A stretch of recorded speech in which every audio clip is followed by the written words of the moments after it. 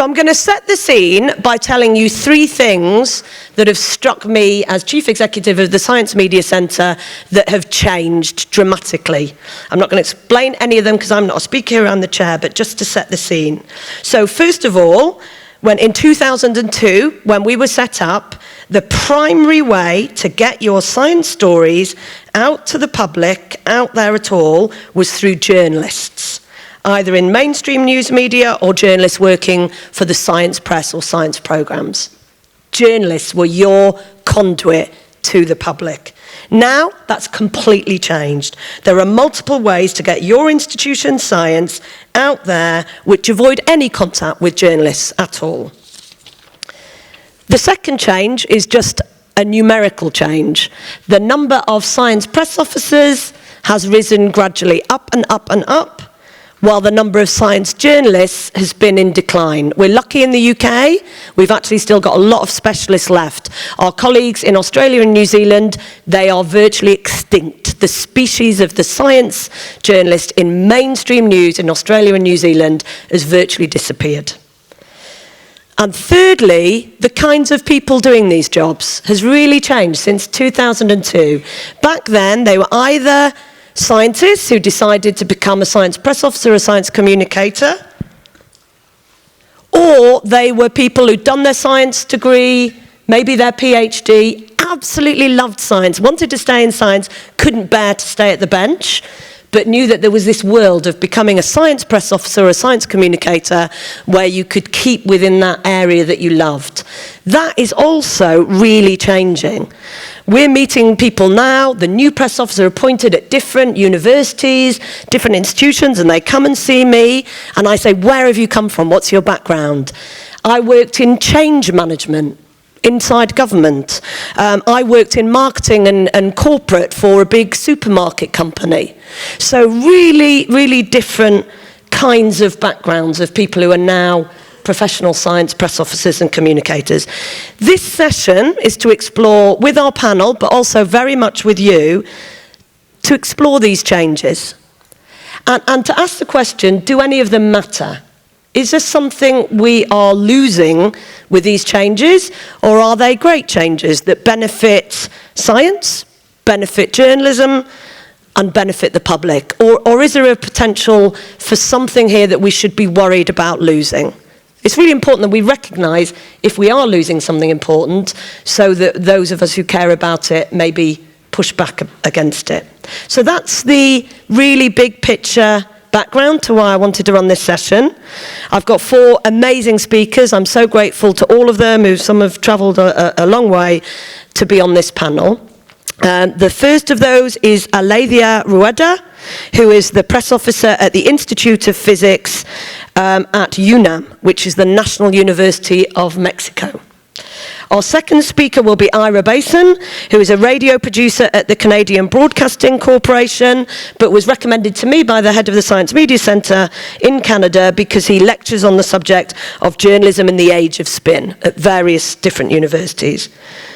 Thirdly is Rob Dawson, who is the Director of Communications at Meningitis Research Foundation. He's one of those that we've known for the whole 17 years, has been a kind of traditional science press officer, worked in scientific organisations, and just been appointed to STEMPRA, which is the UK organisation that represents science press officers. And finally, our friend Oliver Moody, who was the science reporter on the Times newspaper in the UK for many years, but has now jumped ship. He called himself earlier a recovering science journalist, and is now still at the Times, but writing based in Berlin. So there are 4 speakers. The format is that they will speak for no longer than 5 to 7 minutes. And I will be very brutal with them. I'll just tell them to stop at 7 minutes. Then I'm going to do this a bit differently. I'm not going to question them from the panel, because 2 people have complained to me about that format at this event. So I'm going to come straight out to you. I'm also not going to tell you that you can't make any statements or make any points. I'm sure there's as many journalists and press officers in this audience as on this panel, and you've got lots of expertise. So as long as you keep them short, I'm very happy for you to make your points, make a statement, or ask questions. And then if I've got further questions, I will ask them through the course of it. So without further ado, we will go to our first speaker, Alethea.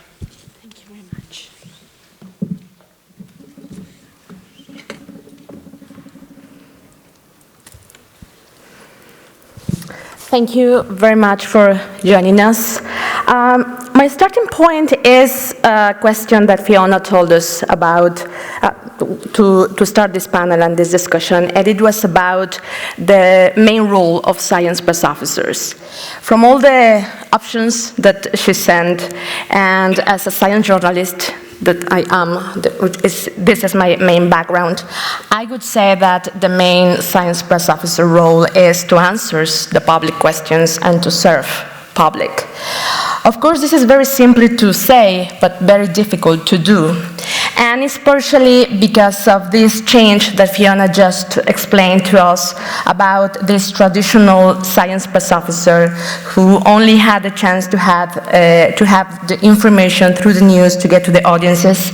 And this model, we really didn't have any control of the journalistic quality of news. I'm not talking about an editorial control or total control, but to have some clue of the journalistic quality of the content.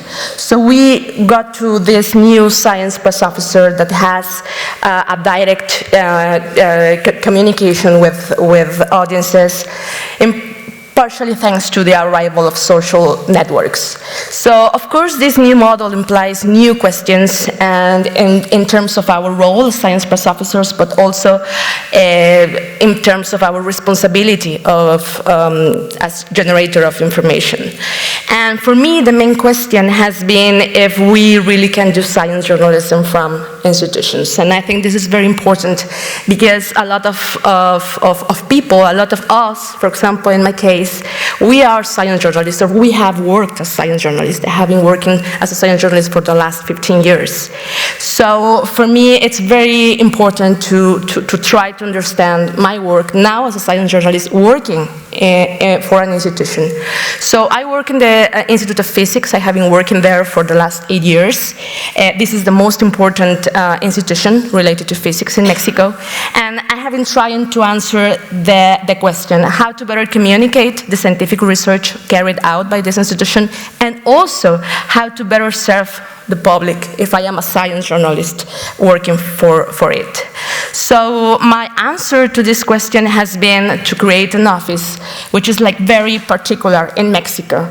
It is based on an agenda, like topics, events, visitors that are there in the Institute. This is how it looks. It's not very pretty, but well. And this makes us to apply our journalistic skills in terms identifying the relevant topics that can be interesting for the people. So I assigned those activities to a team of journalists and physicists. Most of them are students still, like they are journalists, they are studying journalism and physics. And they have to work as reporters, which means that they have to read scientific papers, not only to get the essence of the research, but also to ask the questions that the people may have. They also have to interview the scientists and to produce journalistic contents. Of course, I put the quotation marks there because, of course, we can discuss how journalistic is it, if it's really journalism or not. And with this information, we just distribute it through the traditional media and also social networks to get to the audience.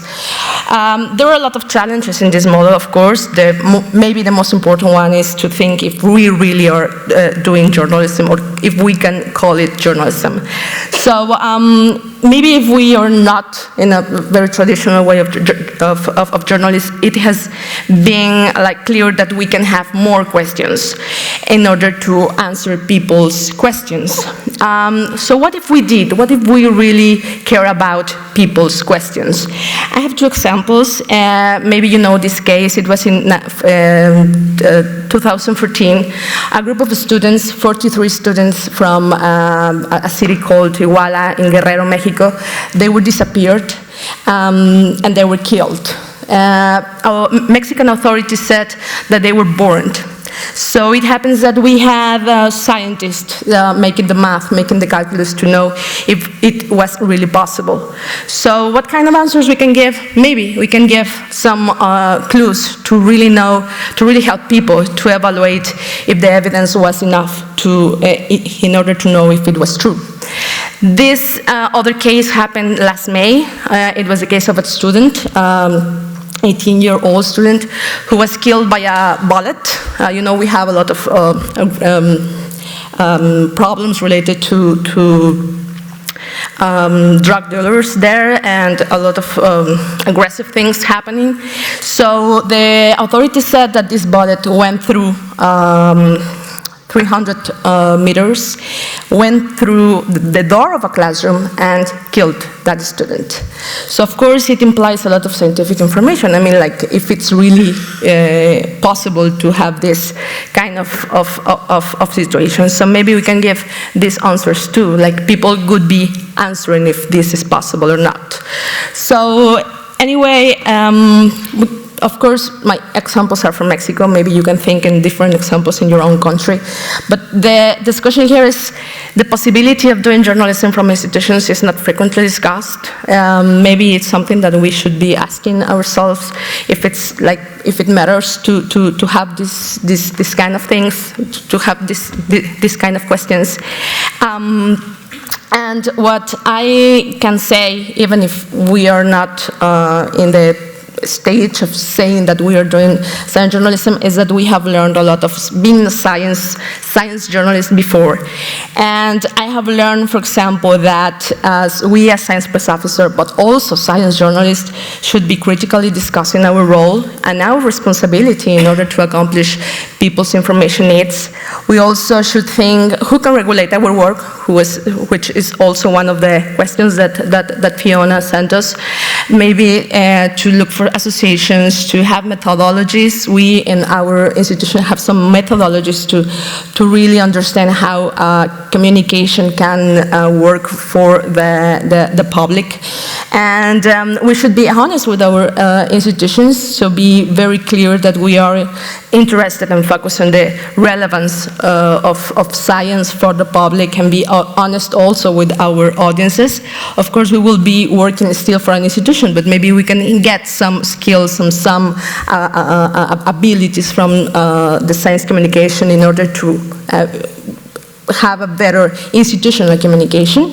And we can look for relevant topics, as the ones I show you from the general agenda, where the institution can talk about. And what happens generally is that traditional media, for example, they don't cover this stuff, because there are few science journalists working in traditional media, so sometimes they just don't see this kind of topics, even if we show them to us today.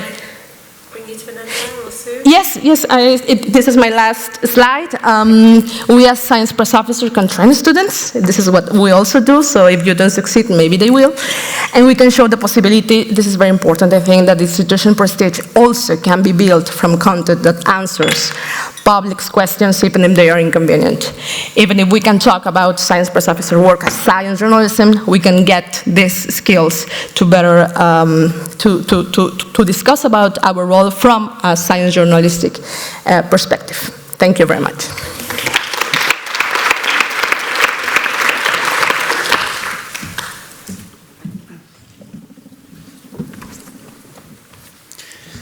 I just gotta find this.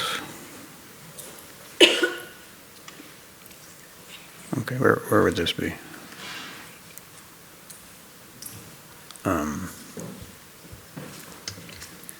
Do you know where my thing would be? Anybody?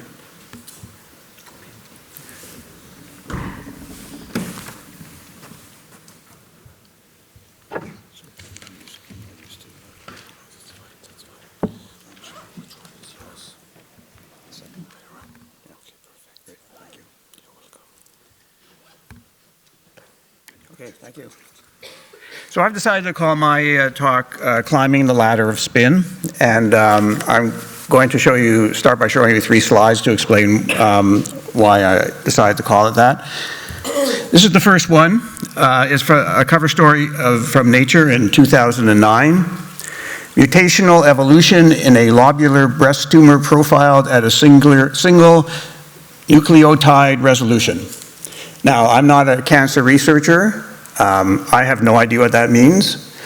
I read the study. It did not tell me what it meant either. It told me what they did. and apparently it must have been important if it was on the cover of Nature, but I have no idea what the implications of it were. So in order to find out what that study actually meant, I would have to go to the press release. And in this case, the press release first of all, that study was done mostly by Canadian scientists, and it was funded in large part by the British Columbia Cancer Agency, which is a government-sponsored research institution in British Columbia. So, BC scientists first in the world to decode genetic evolution of breast cancer tumor. Now, if you read on, that's really important, obviously, and if you read on, the BC Minister of Health says 1 in 9 women are expected to develop breast cancer, and breast cancer accounts for 20% of all cancer diagnoses. As a result of the efforts of these scientists behind the study and breakthrough, this breakthrough finding gives them hope in the thousands of women who with this terrible disease. Now, first of all, this kind of breast cancer only represents 10% of all breast cancer. Still, that's a very important number. I always get nervous when the first quote in a press release is from the funder, as opposed from the scientist, like the health minister. The scientist then moves on. But so this makes it a very big deal. First in the world to decode genetic evolution of breast cancer tumor. That's from the press release.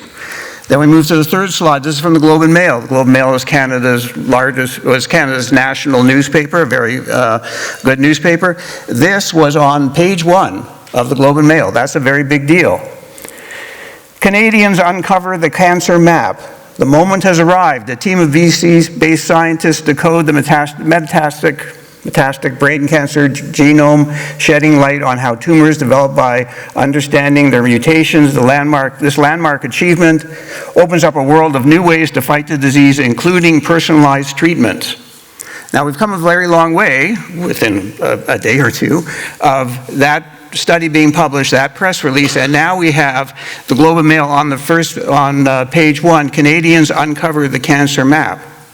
Now, why is that story on page 1? First of all, it involves Canadian researchers, and so, you know, that's always a big deal for Canadian newspaper. But also, in the way that this story has been portrayed now, not necessarily by the reporter, but certainly by the editor who wrote that headline, this was a story that, you know, you can imagine the editor saying, wow, here's a story where they're going to cure cancer, right? And so we're going to put it on page 1. So that's the process. Those are the 3 rungs of what I call the ladder of spin. At the bottom of the ladder is the story. At the top of the ladder is our readers, viewers, and listeners. And in between there's 3 steps along the ladder, one occupied by the researcher, one occupied by the press agent, and one occupied by the journalist. And each of those people, each of those steps along the way, they apply their own unique spin to it, and for their own purposes, right? So the researcher wants to get published, the researcher wants to get traction, and so they're going to add a little bit of spin to it. The press agent is out to promote their client. They want to leverage some funding. They want to emphasize the commercialization potential of it. So they're going to add their layer of spin to it. And then the journalist is trying to get on page 1. They're trying to attract clicks. They're trying to do all of that. And so everybody has their own kind of incentive to hype up the story a little bit more. The point I want to make is that we're all in this together, right? All of us are part of the information ecosystem that people need to find the science news that's important to them. And so everyone kind of needs to step up their game as the media landscape changes, and we can't pretend that we can just leave this to one person. So let's start by what is spin. There's a lot of different definitions for spin. The one I want to use is from Isabelle Boutron, who's done some very good work in this, a professor of epidemiology. And this specifically refers to medical spin, which is the one that I'm going to be talking about today. An exaggeration of the benefit of the treatment, a way to distort results towards people thinking is more beneficial than is actually shown by the results. And I think we saw that already in that cancer study, right? That's 10 years ago. If we were going to say from the perspective of 10 years later, was that story overspun by the Globe and Mail, by the BC Cancer Agency? The answer is probably yes, it was overspun. Because reading that headline, you would not think that 10 years later we would be where we are now. We would be much farther advanced. So let's start by climbing the ladder and see how it works. The first step on the ladder is the researcher. We don't expect researchers to spin very much. And it's true that of those three groups, they do the least amount of spinning, but they still do spin. Here's a study that was done in part by Isabelle Boulton. What she did was she focused on, so this is called reporting and interpretation of randomized controlled trials with statistically non-significant results for primary outcomes. As you know, randomly controlled trials are the sort of gold standard for testing whether therapies work or not. And what she did was she focused on trials with statistically non-significant primary outcomes. And her conclusion, which you might be able to see at the bottom, is in this representation of randomized controlled trials published in 2006 with statistically non-significant primary outcomes, the reporting and interpretation of findings was frequently inconsistent with the results. So what she found was, and this was particularly true in the abstracts, and abstracts are obviously very important because it's what is the first introduction we have to a story. Sometimes we don't get past the abstracts. And so she found in these randomized controlled trials, in the reporting of these, even though the primary results, the results were statistically insignificant, they were given more credibility and they seemed to be more significant than they actually were. So we don't expect researchers to spin, but what she's proven is that, or demonstrated, is that researchers are not impervious to spin, and her recommendation is peer reviewers and editors need to reduce the use of these questionable strategies to stop the overspinning. Okay? Next up on the ladder, Next up on the ladder are the press agents. We're not surprised to see spin there. We expect that. This is a study done in 2004. Looked at the press releases based on published studies with possible relevance for human health issued by 20 leading UK research universities. And their conclusion, not surprisingly, exaggeration in news is strongly associated with exaggeration in press releases. Improving the accuracy of academic press releases could represent a key opportunity for reducing misleading health-related news.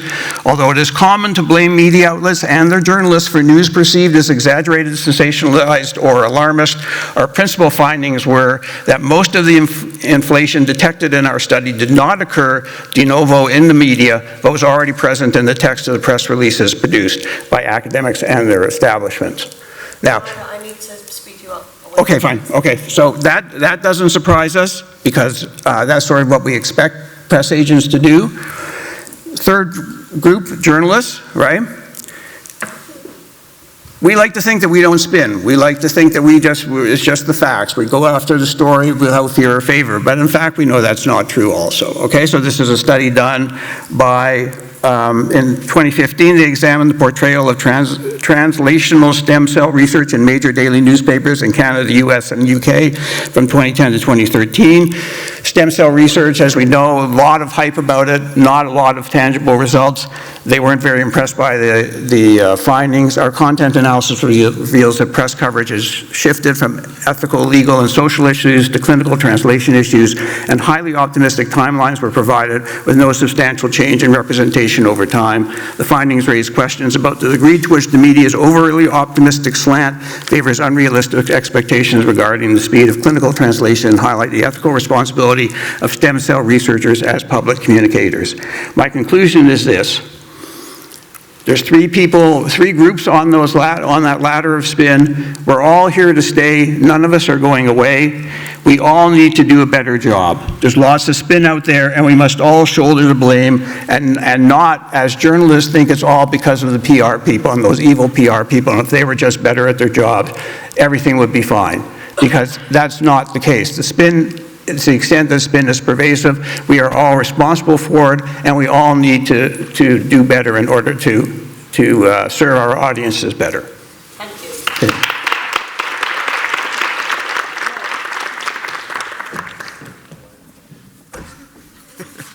no slides from me, so you have to just stare at my horrible face. Sorry about that. So I'm Rob Dawson. Yeah, I'm Director of Communications for a research charity, but also Chair of an organisation called STEMPRA. And it's important to know about the organisation because it's a network of around 400 science press officers, all who want to make sure that their work is accurate and balanced. And we do that through a range of kind of tools, events. We have a mentoring system because these people are really passionate about making sure that their work is accurate and getting the public interested in science, but in a way that gives trust as well.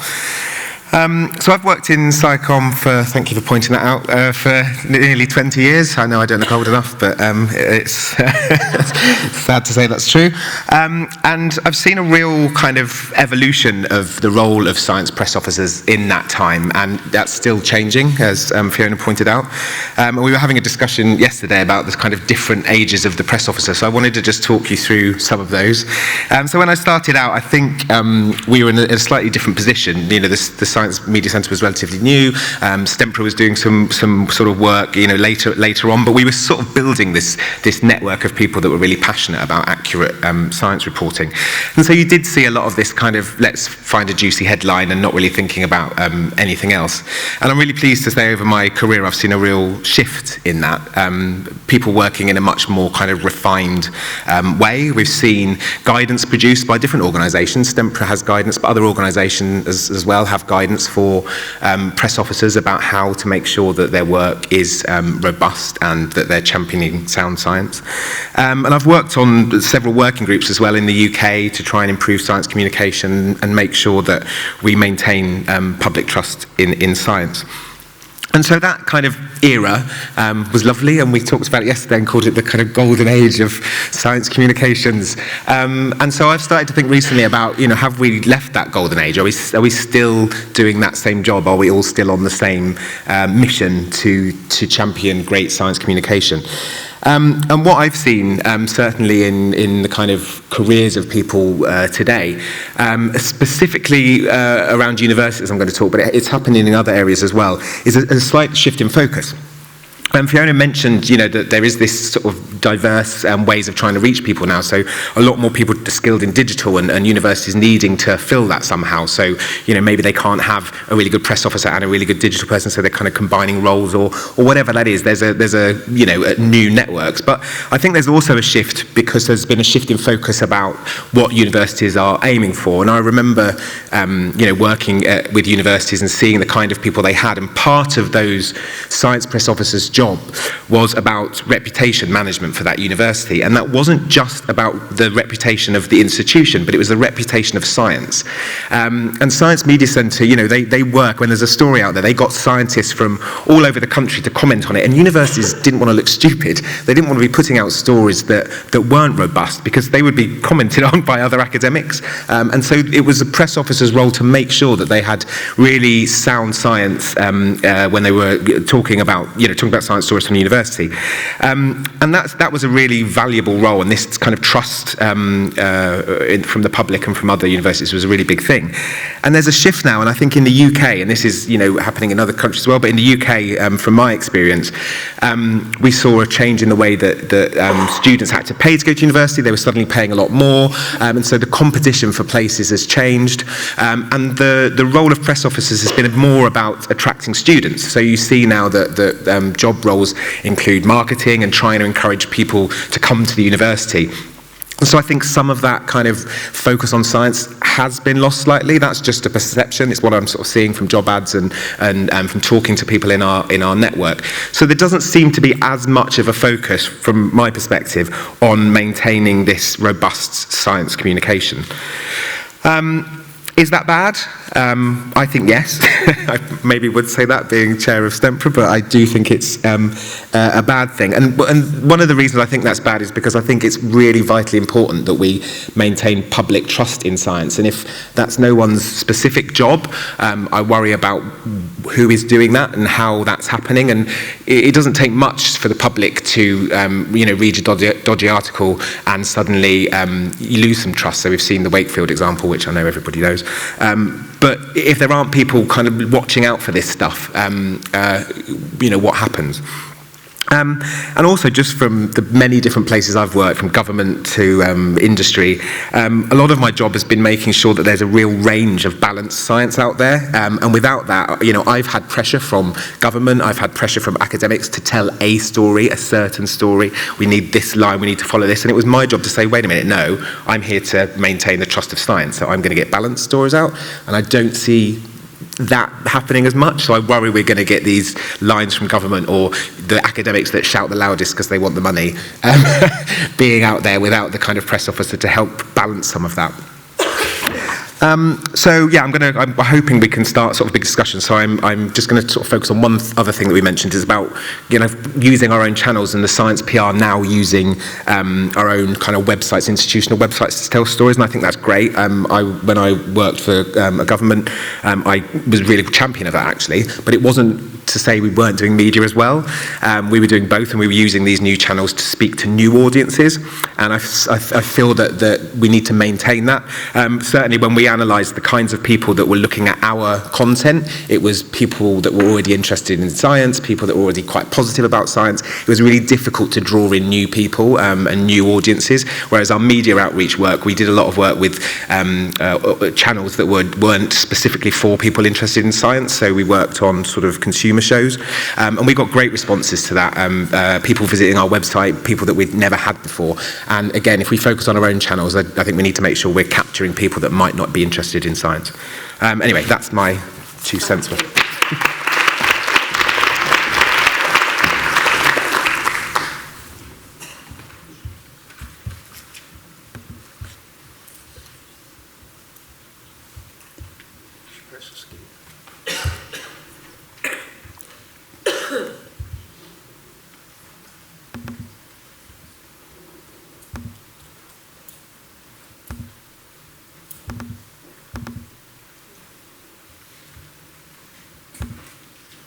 Hurrah! I'm standing up largely on the pretext that I've got slides to show, but really it's so that you can't see my knees trembling from nerves. That's not part of the 7 minutes, by the way. On the morning of June the 19th last year, I got up in the dilapidated Victorian flat my wife and I had just bought in London and stumbled into our newly renovated bathroom to turn on the hot tap. And something went clonk beneath my feet. And then something went shh. And then 2 minutes later, the kitchen ceiling fell in on our downstairs neighbour's head as he was eating his breakfast. The only reason I'm telling you this is because it made me late for one of the worst pieces of science communication I've ever had the misfortune to witness, and seared it into my memory through the black magic of pathetic fallacy. I had been called in by a external PR agency, which will remain nameless for the purposes of this talk, to break the exclusive on a study that was about to be published in the Journal of Alzheimer's Disease from scientists at the Nutrition Research Centre in Ireland, the neighbouring University Hospital, Waterford, and a guy called Alan Howard, who is a by now nonagenarian scientist, used to work at the University of Cambridge, and made a small fortune in the 80s from selling a very popular diet plan and nutritional supplements. And he's very interested these days in whether we can use carotenoids, the chemicals that give a lot of fresh foods their colour, to ameliorate the risk of age-related disorders. In this study, they were looking at whether they could use a combination of 3 carotenoid pills and omega-3 fatty acid fish oil capsules to improve the uptake of these carotenoid pills into the eyes of people with Alzheimer's disease. The exact details of the study I will spare you, but when its 18-month duration was up, they noticed something very strange was happening. The nurses and the carers for the 13 patients in the treatment group who were on both supplements reported that their Alzheimer's symptoms had either stabilised or in half of cases improved. Now, I like to think that in the minds of everybody in this room, the code red warning panels are starting to flash like crazy. You've got a small sample size, you've got totally anecdotal evidence that has no bearing whatsoever on the primary endpoint of the study.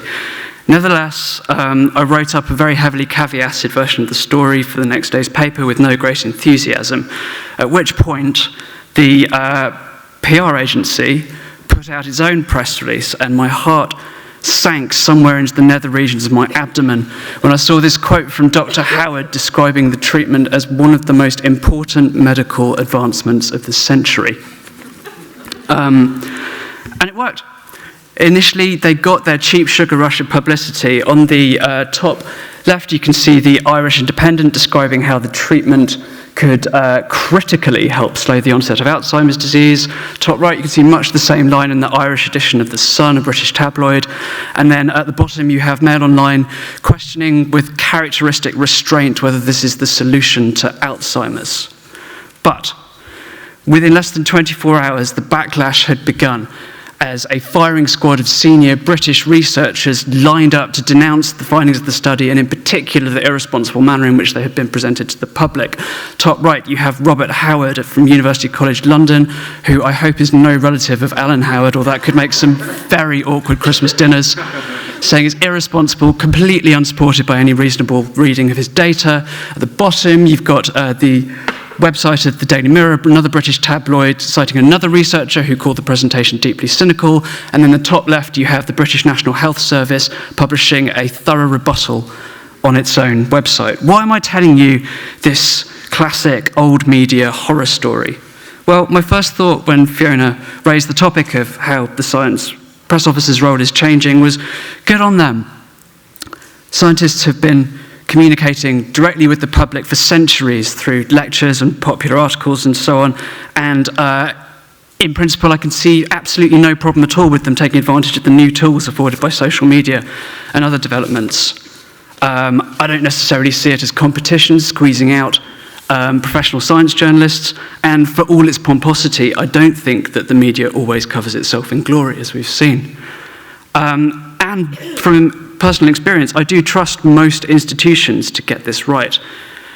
But I keep getting stuck on that quote from Alan Howard. And you see it described there as deeply cynical. I don't think it was. I think he was sincere, but I don't think it has to be cynical. I think alongside cynicism, the big danger in this brave new world is scientists who are in a hurry and believe their own hype, who suddenly find that their communicative reach has been supercharged by PR advisors with no background in science communications, who are trying to sell research as though it were mobility scooters or timeshares in Crete. So while I agree with Fiona that the job descriptions of some science press officers are changing, I think the responsibilities will remain very much the same as they have traditionally been. And this is why I'm very reluctantly coming round to the idea that there should be some kind of regulation. I think there is a need at least for mechanisms to highlight bad practice, and more importantly, for independent scientists to be able to publish correctives to these stories without being seen to be partisan or vindictive. I think what Ira described as an informational ecosystem, its trust depends on fear, really. Fear among institutions and media outlets alike that they could be called out and wreck their own credibility through irresponsible or inaccurate coverage. And so I do think there is a case, certainly in Britain and perhaps in other countries too, for some kind of national watchdog. And I think otherwise the consequences of leaving this sort of free field to cowboys could be interesting, to say the least.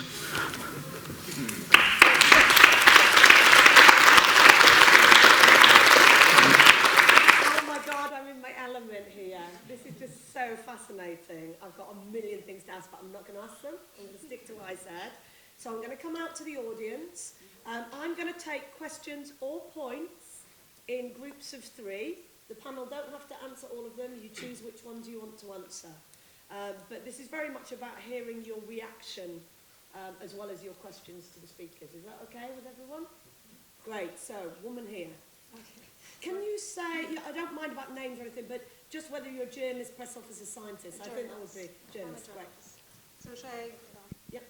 So can I ask my question then? Okay, all right. I was confused about these groups of 3.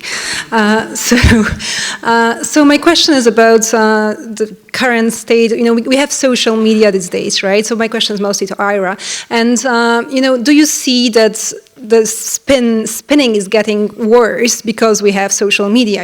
Humanity is getting shorter attention, so we are bombarded by news. So we are kind of maybe more prone to spinning just to get the attention. And also, on which level of this ladder this spinning must be maybe happening more because of social media. For example, we have even scientists tweeting the results, and some scientists are actually particularly prone to these things, and they are not necessarily the ones producing the best science. But it goes out and gets retweeted, and so you can see that, I guess, on all the levels, and where is it the most affected, and how is it changing the spinning, social media. Okay, thank you.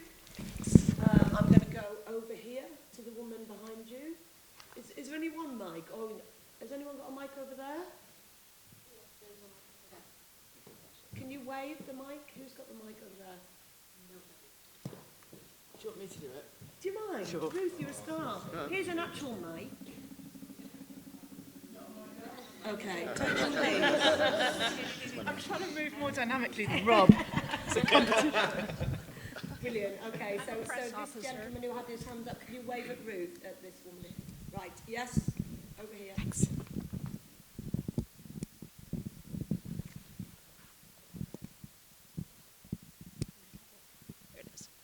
Hi, I'm a press officer, and I'm interested to see you brought up the comment about regulation.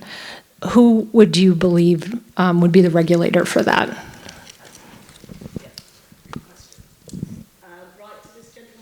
Hello, my name's Marcus Strom. I'm a poacher turned gamekeeper, former science journalist, now a press officer at the University of Sydney for science. First of all, I'd like just for this audience, who here is a journalist? Who here is a press officer? Who here is a press officer who used to be a journalist? Okay, that was just curiosity. I thought it was interesting to find out. I want to make a statement, then a question. My statement is regarding the colleague from Mexico. I don't think we are journalists, and I don't think we can be journalists. And I think the litmus test of that, I think that institutions and universities could employ journalists, but I don't think they will. And the test of that is if they will employ journalists who have editorial independence to write critical articles about their vice-chancellor, about scientific methods that are conducted at that university. And that won't, it might happen. It would be an interesting and brave experiment, but I don't think we should kid ourselves that we are journalists. But I think we need to develop maybe our own set of ethics and standards that we take from journalism that guide what we do, which I in general prefer self-regulation to state intrusion into what the media does, so I'm a bit worried about having a regulator interfere with what we do. But the question is what do those standards look like? How could we self-regulate? What can we, as our profession changes and universities become the direct providers of information to the public and not just through journalism, what sort of ethical standards should we be holding ourselves to, and how? Okay, so that's three, so I'm going to stick there. Who would like, you don't have to come back on any of these, honestly, but if there's anything you want to come back on, Rob, is there anything? Yeah, quite a few actually. Yeah. Don't shut me up now, sorry. Is that on? Yeah, hooray. So yeah, the first sort of point I was just thinking about, you were talking about social media and, is there a chance that there's going to be more spin added? And I think that is one good point, but the other point, the other way of thinking about that is there's lots of research on kind of people trying to figure out what goes viral and what do people share, and the reason they do that is because they want to make things go viral, but they want to get their name out there. And one of the big things is content that makes people feel either super happy or super angry, or so it has to have the kinds of context that make people feel emotion above their normal range, and then they're more likely to share it. And so even if you do all that you can to try and kind of minimize spin, the ones that do get spun are probably more likely to be shared. So we have to just bear in mind that kind of content is likely to go viral if there's these kind of hyper exaggerated terms in it.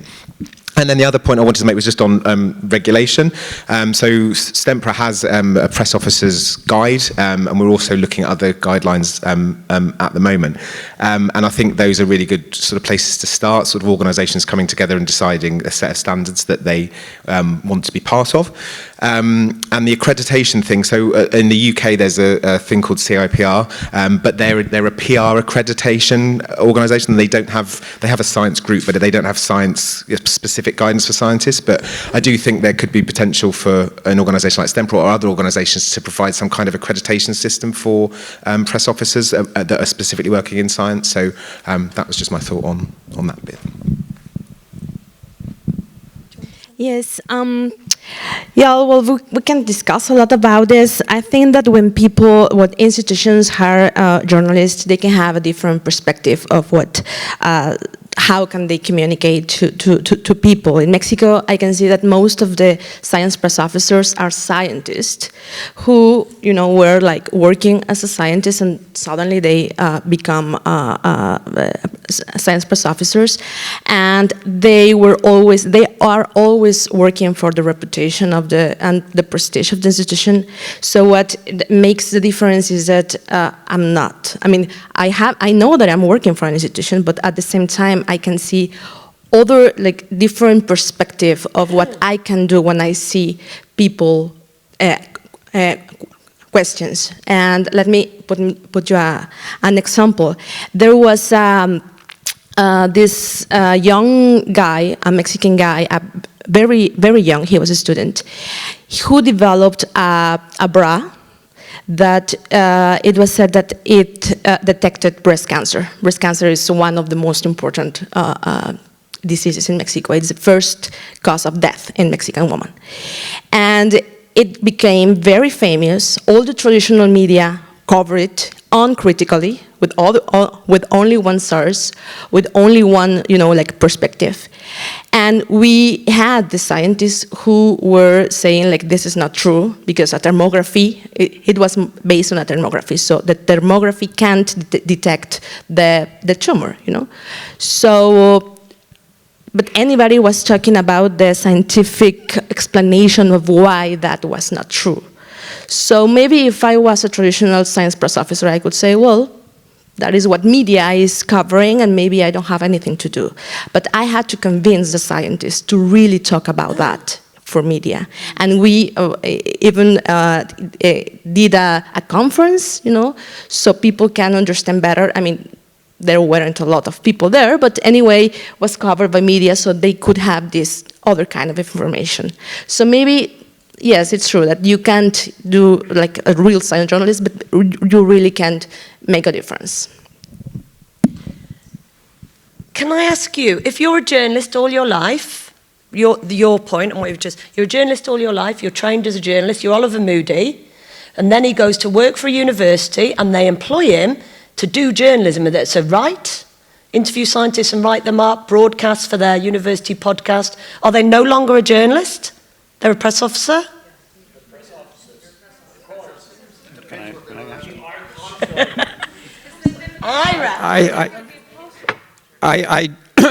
To answer that question, no, I don't think they're journalists anymore, because journalism, although this often doesn't work out the way it should, but the purpose of journalism is independent seeking of truth, and the purpose of public relations is to serve the interests of the client. And that doesn't necessarily mean, in serving the interests of the client, you can behave ethically, honestly, accurately, and all of that, but at the end of the end process, the end of that process is you do what's necessary in order to promote whatever it is that you've been paid to promote. And that is not the case in journalism. And so I think there's an important distinction to be made. On the issue of social media, I mean, what's happening, obviously, as several people have discussed, is that, the rung of the ladder that's occupied by press agents now they're able to skip the rung of the ladder that's occupied by journalists and move to, get their story directly to the public. All I can say about that is that, there's a line in one of the Spider-Man movies where Spider-Man's uncle says to Spider-Man, with great power comes great responsibility. And over time, the history of public relations has not been known for its honesty, openness, and transparency. And as they gain more power, in the sense that they can now get their story directly to the public, I think they have to up their game in terms of honesty, openness, and transparency. I think they're perfectly capable of doing that, but I think that has to be done. Finally, on the issue of regulation or licensing, in Canada and the United States, there has been for decades talk about licensing public relations people. Every public relations organization that I know of has their code of conduct, their codes of ethics, and they're all wonderful and they're great. The problem is they can't really be, there's no meaningful enforcement of them, and I'm not sure there can be. I think, although people continue to talk about it, I think it's kind of foolish to talk about it because I don't think it would ever happen. We, you know, in North America tend not to go for government regulation, and so that's not really something that's ever been discussed. So I think codes of conduct are great, but they're very difficult to enforce because how can you determine what's the difference between something that's unethical and something that is just the normal, you know, process of business? Could I first address the question about regulation, since I brought the dreaded R word into the discussion? And then I'd like to provide a slightly contrarian answer to your question. The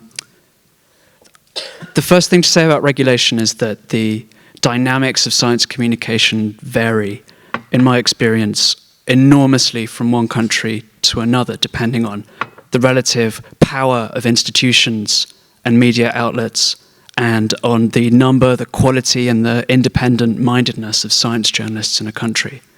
So what's right for Germany may not be right for the States. I'm going to give an answer based on my experience of Britain, and you can just take it and tailor it or disagree with it or whatever you like. I share your deep-rooted suspicion of state-backed regulation. I don't think that's the answer.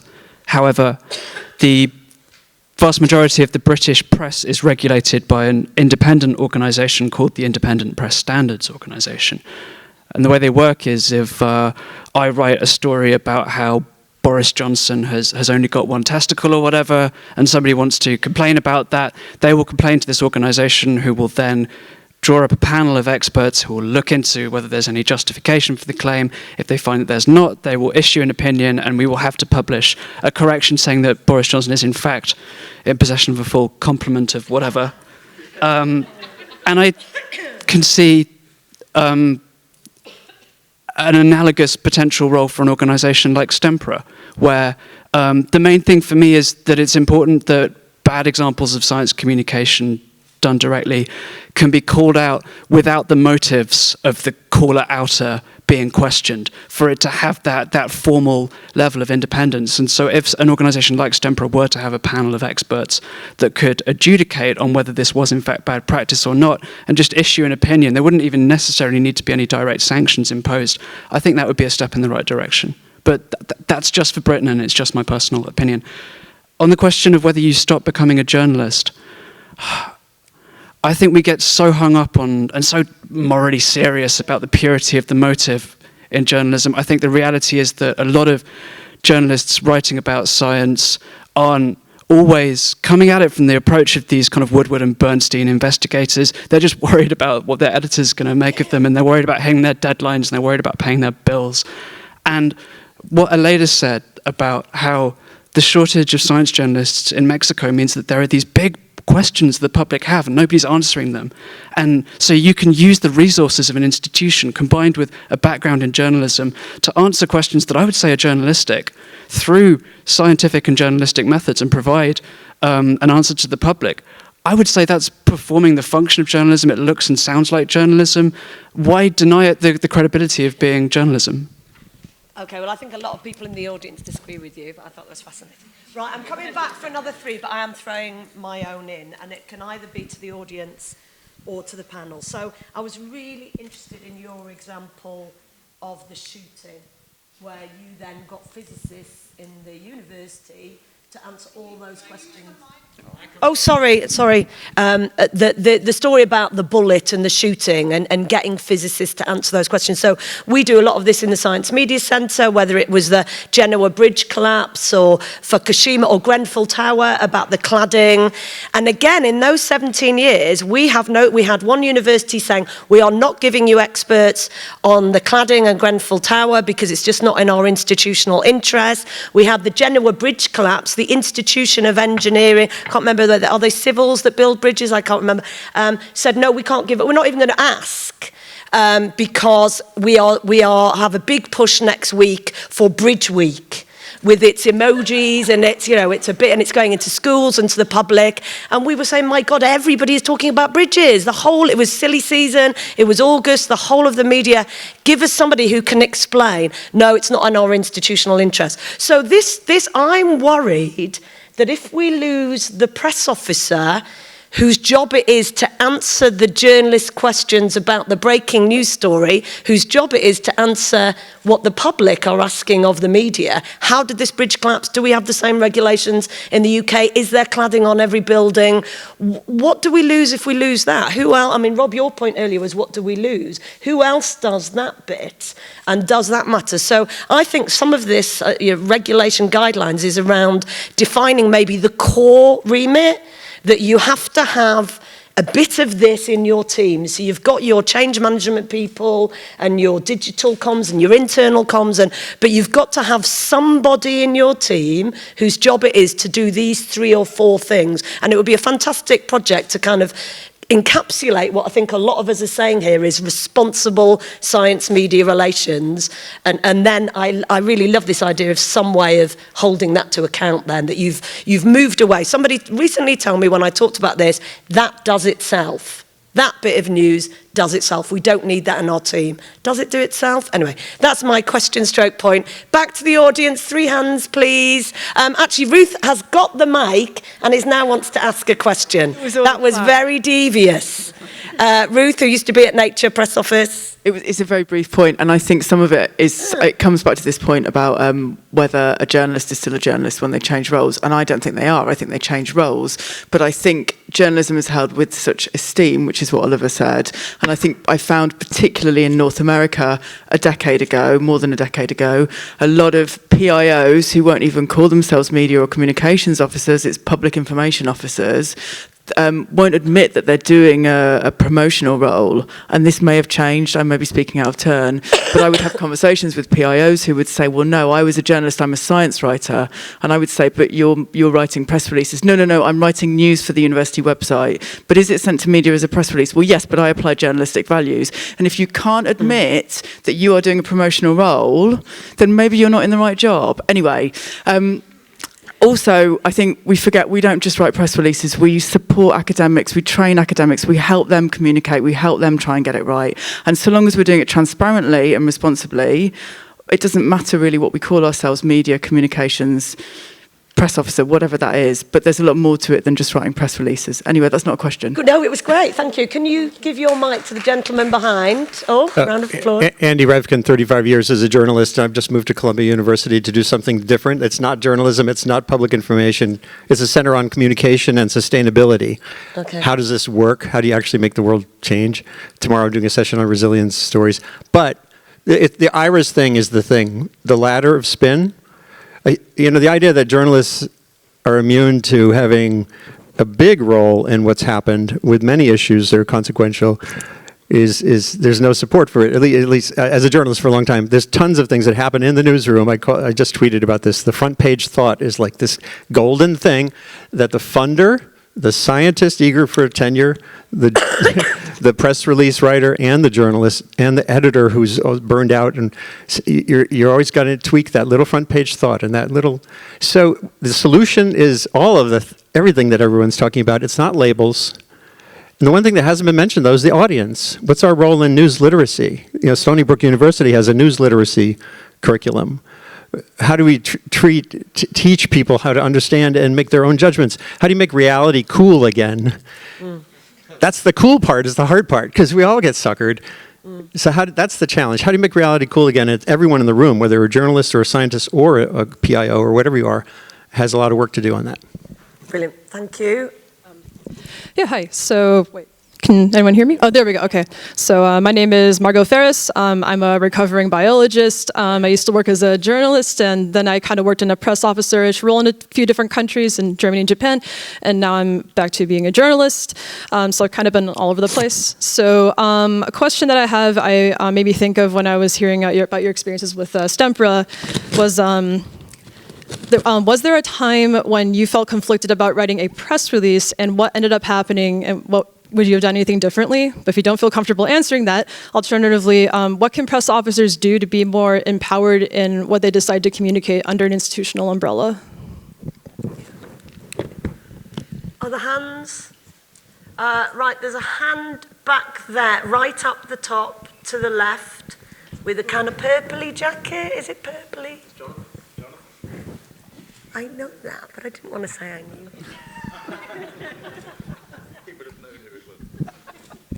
Hi, Jonathan Webb from the ABC in Sydney. Hi, Fiona. I wanted to start slightly, as an Australian science journalist, to correct the record and say we're not extinct. I wouldn't even go so far as to say we're near extinct. We've lost a few, like Marcus, but there are still, most of the bigger, more credible mastheads do still have at least a couple, especially if you include the health journalists. And at the ABC, we're doing just fine. My question, or it's a comment and a question, is we've talked a bit about, or a lot really, about kind of research comms, right? New findings in a paper and what happens then. And you've talked a little bit about the kind of opportunistic science comms on breaking stories. But what about what I guess when you're a press officer is crisis comms, and when you're a journalist is an investigation? So, and that's, as Marcus said, that's the story you're never going to write if you're a PIO, right? We're not going to put up on your own website that your medical school is full of touchy-feely professors, or your engineering department keeps making up results and won't admit to it. When you're a press officer and that bad news story is the story, what's your role? And for the journalist, or those of you who have worked as journalists, what's your experience of press officers in those situations? The worst are the journalists who become press officers, and then a crisis happens. They're unbelievable. I don't know if you've come across them. They are just like, nothing of this can get out. We must put off these questions. 2 weeks ago, they were the ones saying, why won't this institution talk to us? Was that 3 I had there, or I've got one more from the audience? Okay, let's take a cheeky one more, and then we'll go up here. In fact, you know what I'm going to do? Does this session have to finish? Where's Daniela? Does this session really have to... Afterwards is the coffee break. Sorry? Afterwards is the coffee break. Can we just go for 5 extra minutes? Okay, well then I'm going to take this one here already with the mic, and I'm going to come up to this woman, and that'll be it then, and then comments from the floor, and then you'll still get your coffee, but is that okay? Great, yes. Hi. Hi there, my name is Mary Cruz. I'm a freelance journalist from the UK. I just wanted to pick up on this point of when is a journalist not a journalist. I think the gentleman's question earlier about people's backgrounds here in the room demonstrated the fluidity between PRs and journalists, people becoming journalists, people becoming PRs. Given the fact that a lot of people have a foot in both camps now, particularly in the freelance world, is there any inherent conflict in having journalists who also take work as communicators and vice versa? Yeah. Woman at the back. I'm going to go for 2 more, sorry. I'm going to go for the woman in the, I think that is purple, isn't it? And then the woman behind. I am coming to you, I promise. Do you want to go first? All right. Hi, my name is Elisa Nelissen, and I work for the KU Leuven in Belgium. So I wanted to thank you, Oliver, for raising the point of nations having very different media landscapes. That's certainly the case for us. We have a very small audience. We have 2 main languages in our country. And something that we deal often with is that we don't have a lot of science writers or science journalists. We don't have any organizations. So we often get a lot of journalists or general reporters who call us, and they're basically science washing a story. They say, oh, it's hot, let's get a comment from a scientist about that. We get really a lot of those, and so my question is, how much should we engage with these kind of white coat expert comments? Because for us, it's a lot of work, and I don't actually honestly see the point in many cases. Yeah, and the woman in front. Hello.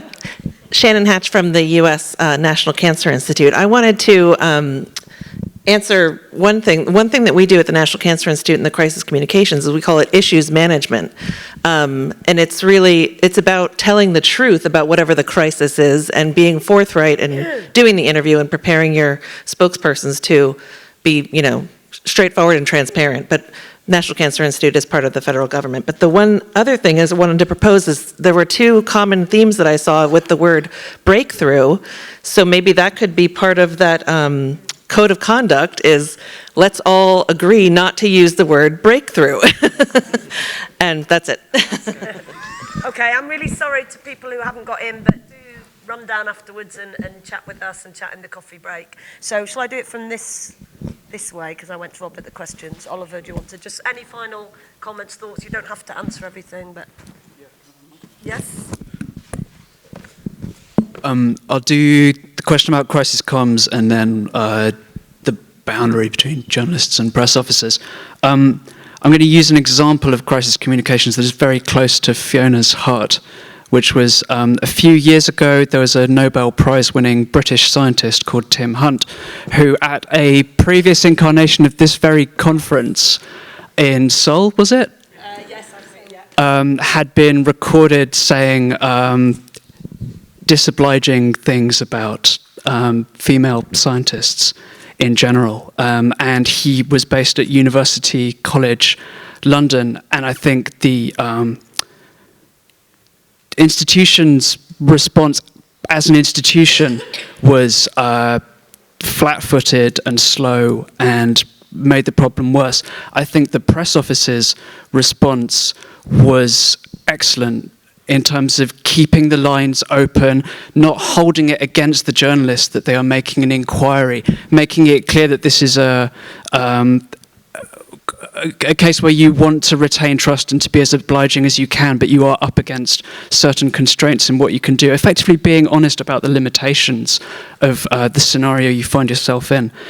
And on the wall between journalism and press officing, I'm not saying let's break the wall down and have some sort of Berlin Wall moment where we totally blur the two categories. I think they are distinct groups of job.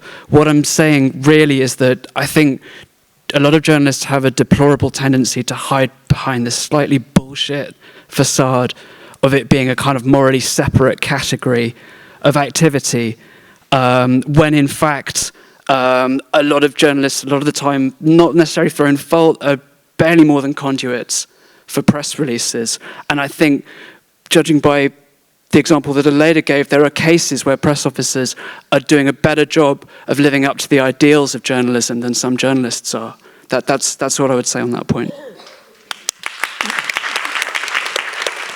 And I just want to say I agree with you, and I didn't want to give the impression that I had some Pollyannish view of what journalists do.